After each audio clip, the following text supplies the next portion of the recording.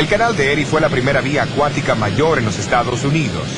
Al ser inaugurado en 1825, cruzaba el estado de Nueva York desde el oeste en Buffalo, cerca de las cataratas del Niágara, hasta el este en el río Hudson, en Albany.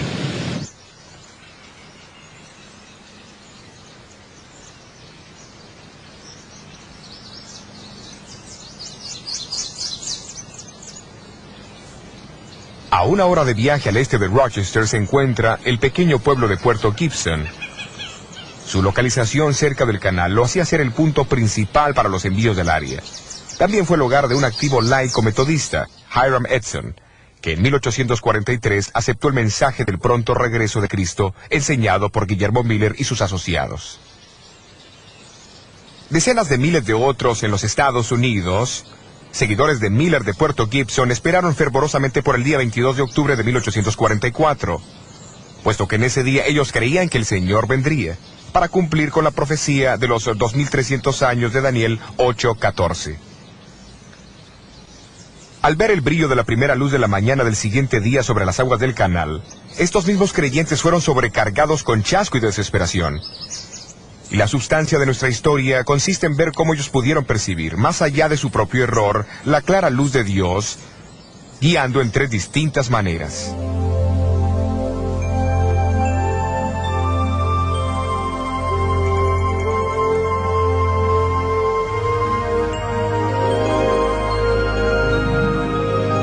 Fueron muchos los creyentes adventistas que se reunieron en la finca de Hiram Edson el 22 de octubre de 1844. Estudios han demostrado que esta fue su casa, a pesar que habitaciones han sido añadidas en ambos lados desde que Edson vivió aquí. En aquella fría mañana de octubre, el chasco de Edson y sus amigos llegó a ser real. Eso sale de su boca muy fácil, compañero. Discúlpeme, señor. No creo que usted tenga la menor idea de cuán devastados estamos. ¿Qué quiere decir? Quiero decir que hemos experimentado la peor clase de duda. Algunos de nosotros con más aflicción que otros. Nos preguntamos si las profecías de Daniel estaban equivocadas. Nos preguntamos si tal vez la Biblia era una mentira. Y algunos de nosotros hasta nos preguntamos si todavía existía un Dios en el cielo. Fuimos al granero allí atrás y oramos. Y después de reexaminar nuestra fe, decidimos que tendría que haber una respuesta a nuestro dilema. ¿Y cuál es? Bueno, después de desayunar, yo sugerí al joven Owen Crozier para que fuésemos a visitar a algunos de nuestros vecinos de aquí del área y ver si podíamos confortarlos un poco. No estoy seguro si fue por miedo a nuestros vecinos burlones, pero de todas formas salimos por el maizal. Todo este maíz. Estábamos tan seguros de la segunda venida de Cristo que dejé toda la cosecha parada en el campo. Tome una mazorca de la mejor de Nueva York. Gracias. De nada. ¿Sabe? Mientras caminábamos esa mañana y repasaba en mi mente los eventos de las 24 horas anteriores, de repente paré y miré hacia el cielo, y pareció como si los cielos se abrían y por mi mente destelló el santuario. ¿Sabe? Nosotros los milleristas hemos predicado sobre el texto hasta 2300 días y el santuario será purificado. Y pensamos que ese santuario era la tierra. Bueno, más tarde reconocimos que la Biblia enseña que también hay un santuario en el cielo y que Cristo se mudó como el primer sacerdote en el día de la expiación, del lugar santo al lugar santísimo, el 22 de octubre de 1844. El Señor tenía un trabajo que llevar a cabo en el cielo antes de regresar a esta tierra. Ahí fue que el hermano Miller cometió su error. El Señor fue bueno. Él había oído nuestra oración. Bueno, hasta luego, compañero. Hasta luego.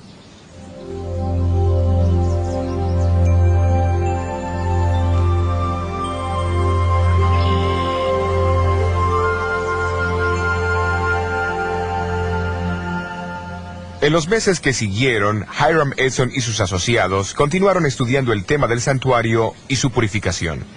Al pensar en su propia experiencia, se maravillaron de las similitudes entre su chasco y el de los discípulos en el tiempo de la crucifixión de Jesús. Finalmente, Edson convenció a su amigo Crozier para que publicase sus hallazgos en una edición especial del periódico seguidor de Miller, La Estrella del Día, el día 7 de febrero de 1846.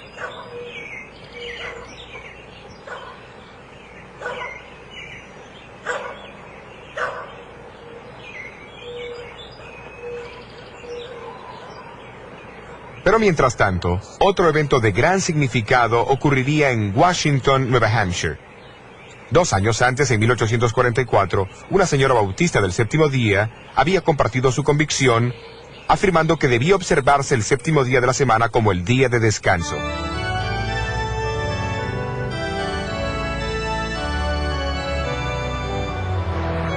La observancia cristiana del séptimo día como día de reposo ha persistido a través de la era cristiana. Algunas veces fue guardado en secreto, pero siempre ha reaparecido para presentar su mensaje sobre la tierra. Desde los días de los apóstoles hasta el siglo V, la costumbre continuó en varias partes del Imperio Romano. No obstante, mientras la iglesia cristiana se deslizaba más y más hacia la apostasía y adoptaba ritos idolátricos y prácticas de adoración al sol, el séptimo día como el día de descanso fue desacreditado. Su observancia fue reprimida y en su lugar el domingo fue exaltado como el día de adoración. Durante la Reforma del siglo XVI, Lutero se apoyó en la Biblia como la autoridad suprema para el cristianismo y declaró a Carlos V: yo no acepto las autoridades de papas y concilios, porque ellos se contradicen. Mi conciencia está cautivada por la palabra de Dios. Esta apelación a la Biblia, y la Biblia solamente, fue el fundamento mismo de la Reforma.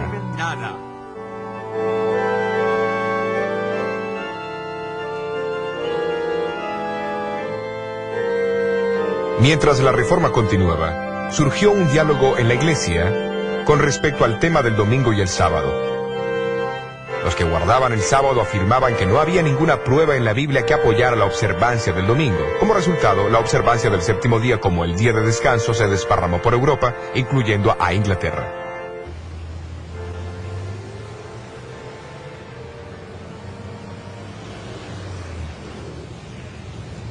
Allí las discusiones sobre el día de descanso llegaron a ser el centro de controversia entre los puritanos a través del siglo XVII. Se involucraron personas influyentes y entre los muchos que defendían la observancia del séptimo día había un abogado inglés, jefe de la mayoría en la Cámara de los Comunes.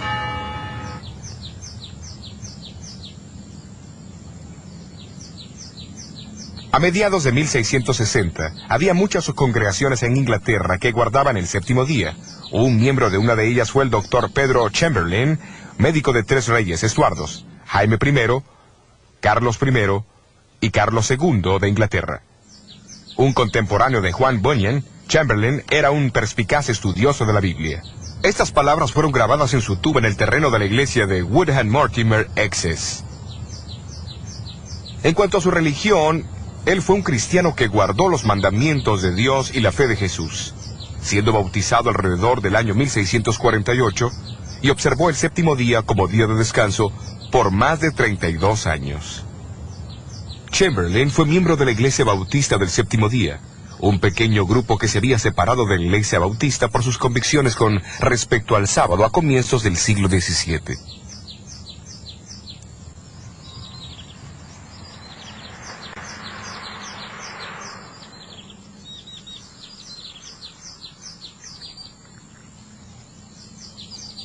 En 1664, Stephen Mumford, un bautista inglés del séptimo día, emigró hacia el Nuevo Mundo.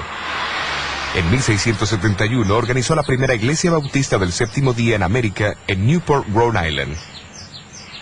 Durante los próximos 170 años, su influencia se extendió por toda América. Hasta 1843, los bautistas del séptimo día eran alrededor de 5.500. En ese año, la Asociación General Bautista votó una resolución muy significativa: que el primer día del próximo noviembre sea guardado por nuestras iglesias como un día de ayuno y oración, para que el Dios Todopoderoso intervenga y reivindique su santo sábado.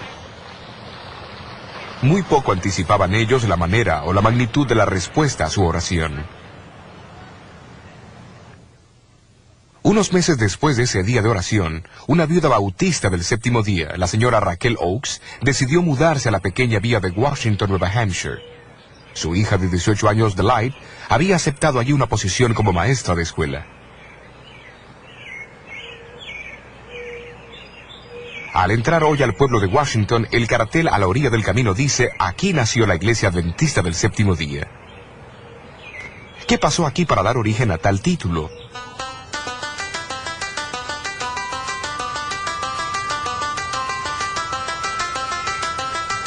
Esta sólida iglesia de madera se encuentra ahora lejos del centro del pueblo, pero antes se encontraba en el medio de una próspera comunidad agrícola.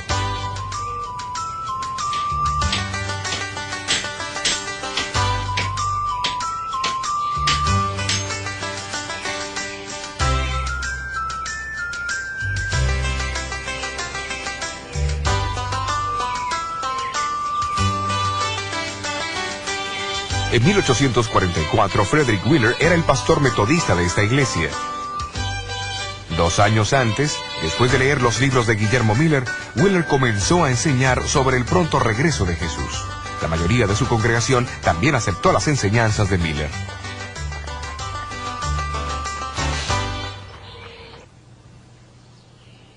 Un domingo por la mañana, Wheeler se encontraba detrás de este púlpito de la iglesia de Nueva Hampshire en el servicio de la Cena del Señor.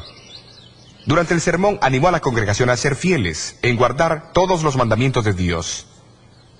La señora Oakes, la bautista del séptimo día, que asistía a la reunión, apenas pudo contenerse. Cuando el pastor la visitó poco después, ella aprovechó la oportunidad. Pastor Wheeler, Hola, me alegro Raquel. de verlo. He esperado por este momento. Quiero hablarle sobre algo muy importante. ¿Cuál es el tema de hoy? Pase. Gracias, señora Oakes. Es un hermoso hogar.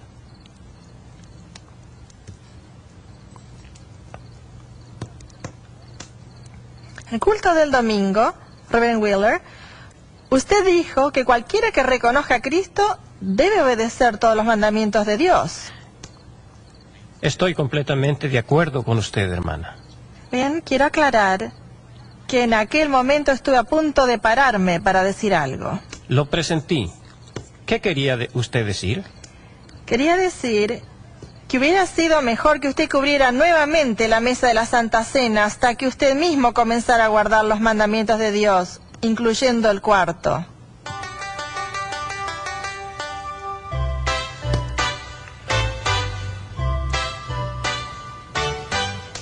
Y así Frederick Wheeler conoció la verdad sobre el sábado. Poco después él guardó su primer sábado. Predicó un sermón alusivo al sábado, y así llegó a ser el primer ministro adventista que guardó el séptimo día. No mucho tiempo después del gran chasco, Guillermo Farnsworth, que en ese entonces estaba llegando a los 40 años, se levantó de la banca de la familia Farnsworth durante el culto y también declaró su intención de guardar el sábado. Luego lo siguió su hermano menor, Cyrus, que tenía sus 20 años de edad, su propia esposa, su padre y otros. Viéndose forzados a abandonar su congregación, estos primeros guardadores del sábado se reunían en la espaciosa casa de los Farnsworth, no muy lejos de allí. No fue hasta años más tarde que adquirieron en propiedad esta iglesia. Contiguo a la iglesia se encuentra el cementerio donde yacen muchos de estos primeros guardadores del séptimo día, sábado.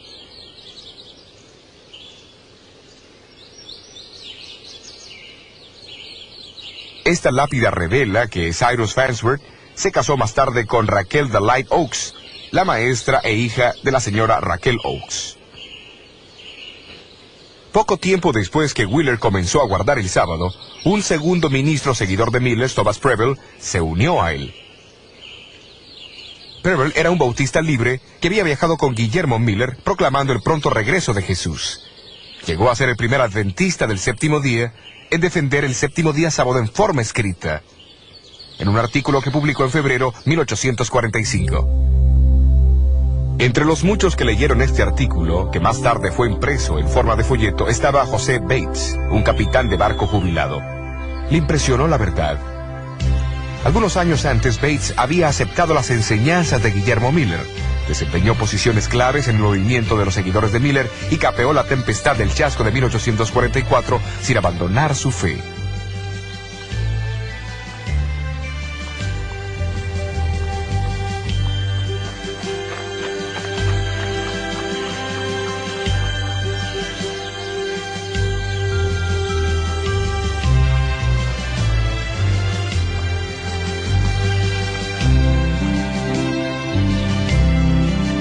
Al oír sobre el grupo que guardaba el sábado en Washington, viajó hacia allá, pero en el camino se encontró con Frederick Wheeler en su hacienda de Hillsborough.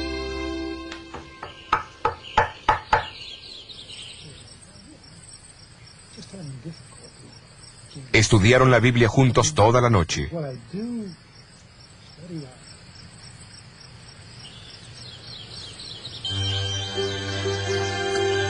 A la mañana siguiente, ambos siguieron hacia Washington a la casa de Cyrus Farnsworth.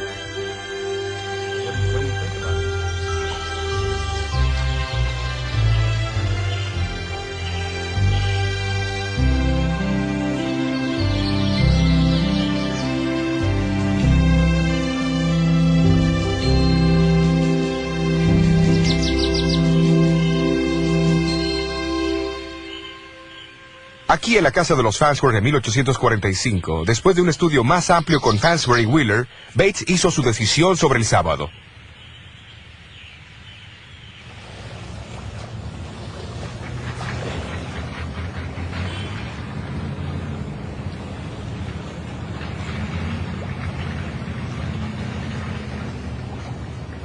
Al regresar Bates a su casa, estaba cruzando el puente entre Fairhaven y Nueva Bedford, Massachusetts.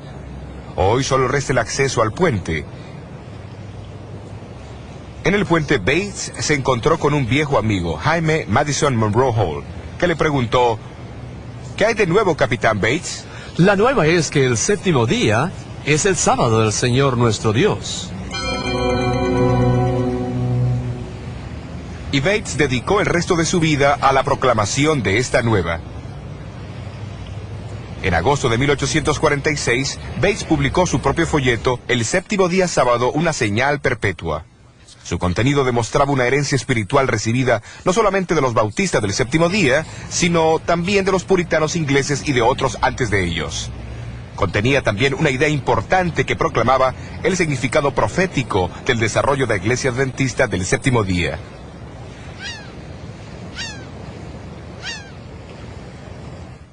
Después que Bates empezó a guardar el sábado, notó algo que los seguidores de Miller habían pasado por alto.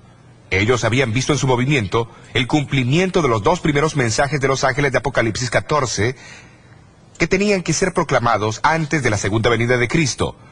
Pero había un mensaje del tercer ángel.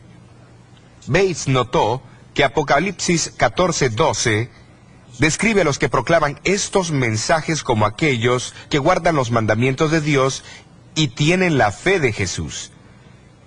Esto confirmó en su mente la importancia de los mandamientos. A él le parecía que el tiempo había llegado para aquellos que habían proclamado los dos primeros mensajes de los ángeles. Reconocieran el tercer mensaje y guardaran los mandamientos de Dios y el sábado, el cuarto de ellos. A comienzos del año 1846, Bates recibió una copia del periódico La Estrella del Día, donde se explicaban las ideas de Hiram Edson sobre el santuario celestial y el ministerio de Cristo en el lugar santísimo. Inició correspondencia con Edson y aceptó su invitación para asistir a una conferencia que se daría en Puerto Gibson más tarde ese año. Allí Edson compartió sus conocimientos sobre el santuario, pero Bates también tenía algo para compartir. Mientras Bates delineaba sus razones para guardar el séptimo día sábado, Edson se levantó y declaró: esa es la luz y la verdad. El séptimo día es el sábado, y yo estoy contigo para guardarlo. Y así lo hizo hasta el día de su muerte.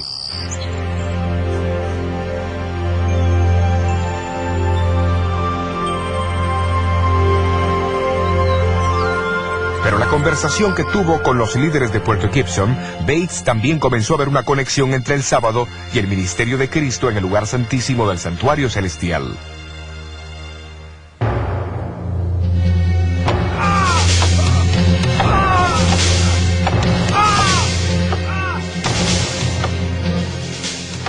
Jesús se encontraba en el centro de ambas doctrinas.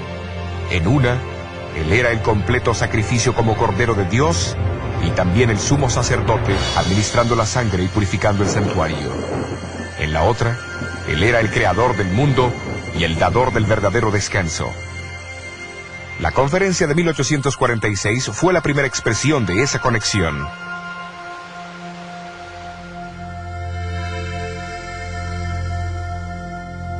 En esta conferencia, Bates escuchó con gran interés las ideas de Edson sobre el santuario celestial.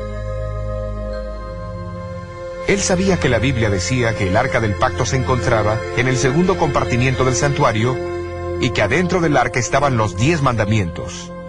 Luego, con mucho interés, leyó Apocalipsis 11:18, donde habla de los días finales de la historia del mundo, cuando las naciones se llenarían de ira y llegaría el tiempo para el último juicio del mundo. Pero entonces, en el siguiente versículo leyó que en ese mismo tiempo el templo de Dios, o el santuario celestial, se abriría y el arca de su testimonio fue vista en su templo. Bates razonó que si el ministerio de Jesús en el lugar santísimo era ahora el foco de atención, entonces el arca, su ley y el séptimo día sábado que esa ley señalaba, también cobraba nueva importancia.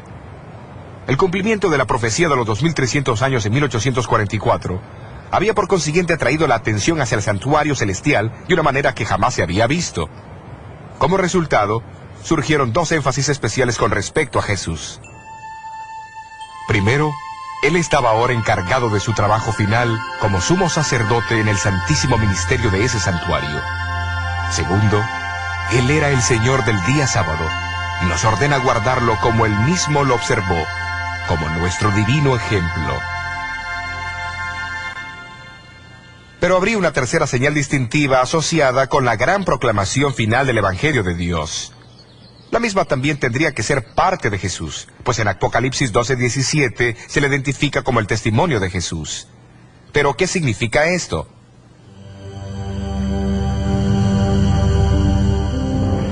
En Apocalipsis 12, Juan describe a la mujer vestida del sol como símbolo de la iglesia. La ve esperando el nacimiento de Jesús, después siendo perseguida y huyendo al desierto, donde Dios la protege por un periodo de 1260 años. Entonces el versículo 17 dice, el dragón fue airado contra la mujer y se fue a hacer guerra contra los otros de la simiente de ella, los cuales guardan los mandamientos de Dios y tienen el testimonio de Jesucristo. Una comparación entre Apocalipsis 19:10 y 22:8 revela que el testimonio de Jesús, identificado como el espíritu de profecía, opera a través de los profetas, aquellos individuos que Él escogió para que comunicasen su testimonio a su pueblo. El profeta Joel del Antiguo Testamento dice, y será que después de esto derramaré mi espíritu sobre toda carne, y profetizarán vuestros hijos y vuestras hijas, vuestros viejos soñarán sueños, y vuestros mancebos verán visiones. Y aún también sobre los siervos y sobre las siervas derramaré mi espíritu en aquellos días. El contexto de estos versículos señala hacia el cumplimiento final en los días anteriores a la llegada del gran y terrible día del Señor. El siglo XIX revela varios cumplimientos impresionantes de esta predicción.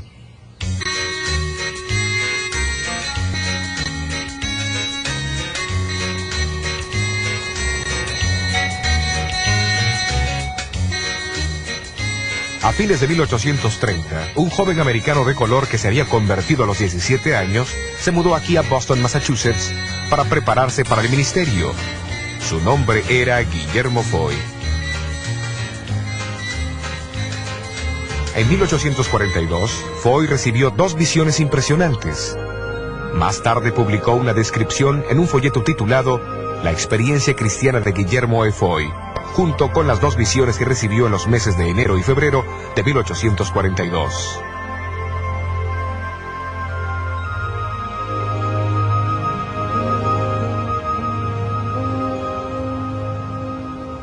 El martes de noche, en enero 18 de 1842, Foy, de 23 años de edad, se reunió con un grupo de cristianos para orar y estudiar la Biblia en Beacon Hill, Boston.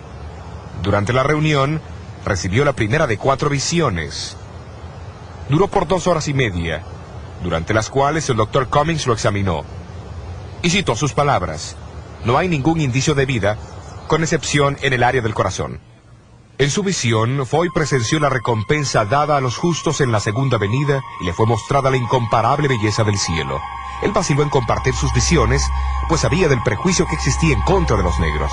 Pero menos de 3 semanas más tarde, tuvo otra visión mientras se encontraba en una iglesia llena de gente. Esta visión, que duró 12 horas y media, reveló las escenas del gran día del juicio. Es con una profunda tristeza que debo juzgar tu vida en este momento. Siendo niño, fuiste afortunado de tener padres que temían y amaban a Dios. Mientras las escenas pasaban por su mente, él vio que ni la profesión, ni la política, ni la posición pueden salvar.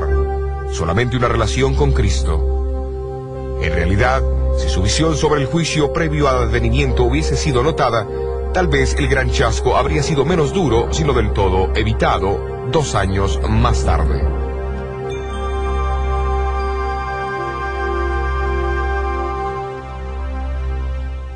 Foy fue encomendado a contar a otros lo que él había visto, y durante los meses que siguieron predicó intensamente, creando gran sensación donde quiera que fue. Vastas multitudes lo escucharon contar lo que él había visto sobre la patria celestial, y la necesidad de prepararse. Parece que recibió 2 visiones más, incluyendo una que mostraba 3 peldaños hacia la ciudad santa, la cual no entendió. Porque se levantará nación contra nación y reino contra reino, y habrá pestilencias y hambre. Guillermo Foy no recibió ninguna otra visión después del chasco. Sin embargo, mantuvo su esperanza en la segunda venida de Cristo. Continuó su vida como un pastor apreciado y querido, en pequeñas comunidades rurales hasta finalmente establecerse en Sullivan del Este, Maine. Y será predicado este evangelio del reino en todo el mundo, por testimonio a todos los gentiles. Allí falleció en noviembre de 1893 y fue sepultado aquí en el cementerio de Birch Street.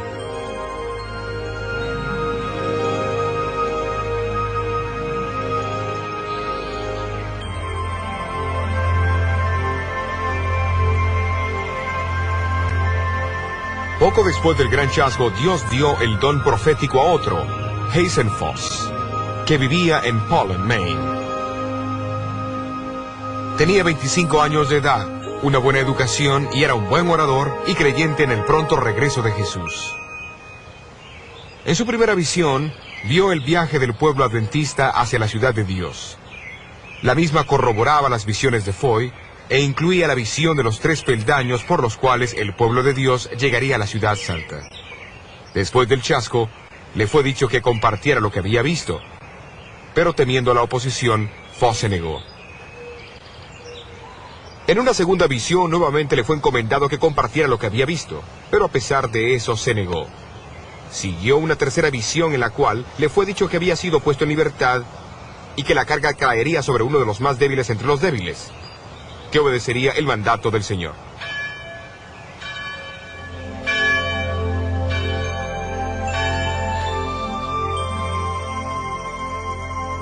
Unas semanas más tarde, Foss se paró del lado de afuera de una pequeña capilla para escuchar una historia milagrosa. Le pidieron que entrara a la reunión, pero él se negó. El maná, las almendras, los higos, las granadas y las uvas y el otro fruto. Le pedí a Jesús que me dejara comer de ellos, y él dijo, ahora no. Aquellos que comen de este fruto no regresan a la tierra. Tú debes regresar y contar a otros lo que Dios te ha revelado. Entonces un ángel me trajo rápidamente de vuelta. Lo que él oyó fue una narración de una visión casi idéntica a la que él había recibido. ¿A quién fue Foss que vio aquella noche?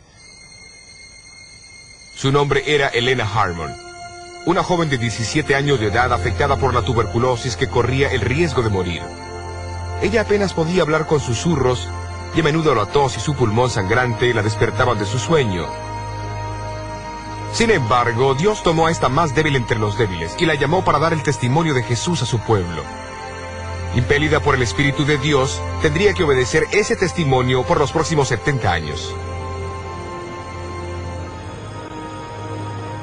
La explicación del santuario, la verdad del séptimo día sábado y la moderna manifestación del espíritu de profecía. Estas tres revelaciones claves ayudaron a guiar a muchos a través del chasco de 1844. Y la última de estas revelaciones, a través de la persona Elena Goldwhite, continuaría actuando como una brújula para este inexperto grupo de creyentes en el siglo XX. En el próximo tema continuaremos con la historia de Elena White.